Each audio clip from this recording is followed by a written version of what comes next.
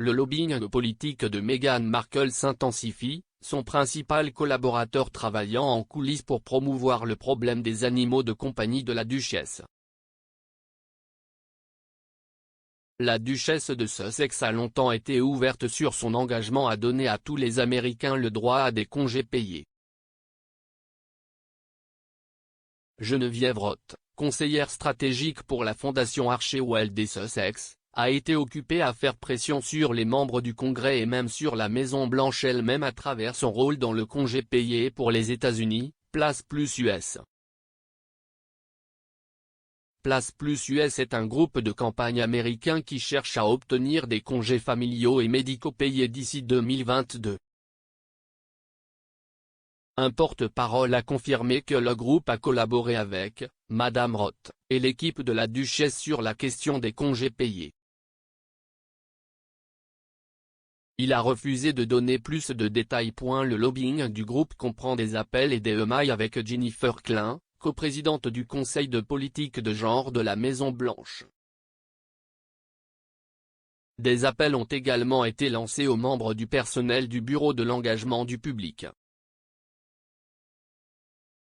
Cela intervient après la décision de Meghan Markle et du prince Harry début 2020 de prendre du recul par rapport à leurs responsabilités au sein de la famille royale.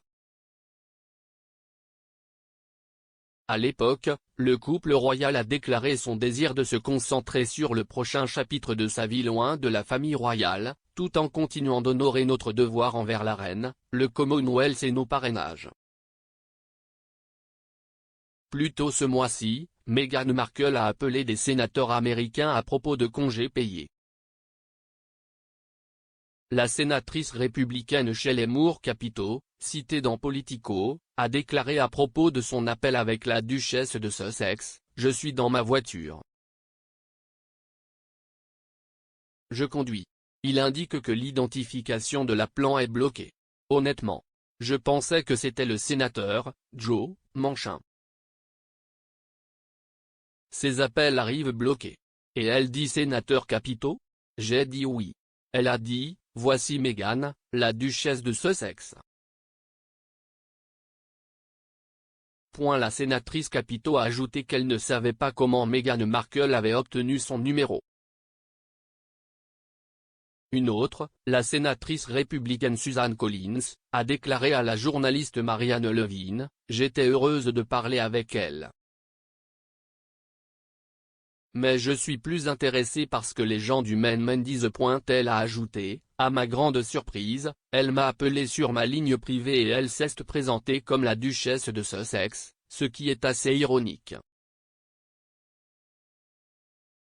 En octobre, la duchesse a écrit une lettre ouverte aux dirigeants du Sénat et de la Chambre des États-Unis, commençant, « Je ne suis pas un élu, et je ne suis pas un politicien.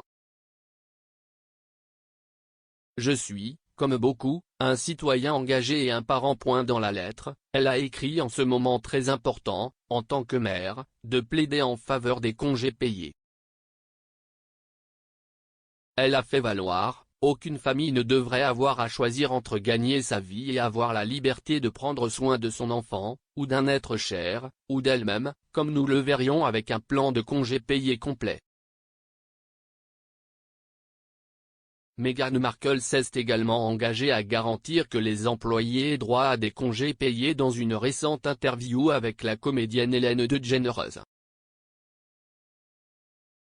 Elle a déclaré, « Les gens oublient vraiment que ou ne savent même pas que si est-il un des 6 pays riches au monde qui n'impose pas et n'a pas de programme fédéral de congés payés. Je ferai tout ce que je peux pour m'assurer que nous pouvons mettre cela en œuvre pour les gens. » Il s'agissait de sa première apparition télévisée majeure depuis son interview explosive avec Oprah Winfrey en mars de cette année.